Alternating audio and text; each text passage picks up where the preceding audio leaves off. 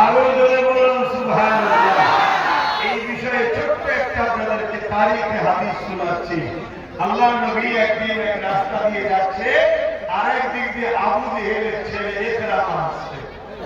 আবু জেহেলকে চেনেন তো নাকি? আবু জেহেলের ছেলে ইকরামা আসছে। ইকরামা কিন্তু তখন কলেমা পড়েনি। আমার রাসূল পাক সাল্লাল্লাহু আলাইহি ওয়াসাল্লামকে যেই দেখেছে ইকরামা থাকতে পারেনি, সঙ্গে সঙ্গে গিয়ে নবীকে জড়িয়ে ধরেছে। জোরে বলুন সুবহানাল্লাহ।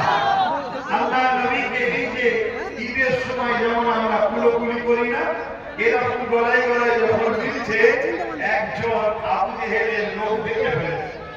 আবু জেহেলকে গিয়ে বলেছে, সরদার আপনি আইন করেছেন মুহাম্মদ রাসূলের কাছে কেউ গেলে তাকে মৃত্যুদণ্ড দেওয়া হবে।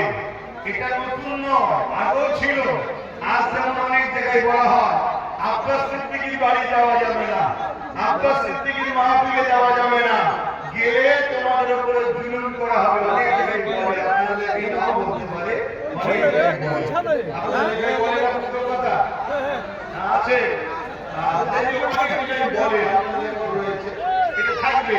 কেন এরা আবু জেহেলের চেলা তো অসুবিধা হয়। কেন আমি আবু জেহেলের বিরুদ্ধে কথা বলি, আজকে আবু জেহেলের চেলাগুলো অসুবিধা হয়। এটা ছাড়া অন্য কিছু নয়।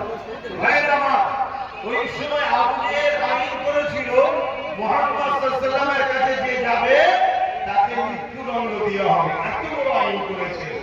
আবু জেহেলের ছেলে শুধু গেছে না, নবীকে গলায় গলায় মিলে উঠছে। দেখে এই খবরটা যখন আবু জেহেলকে বলেছে, আবু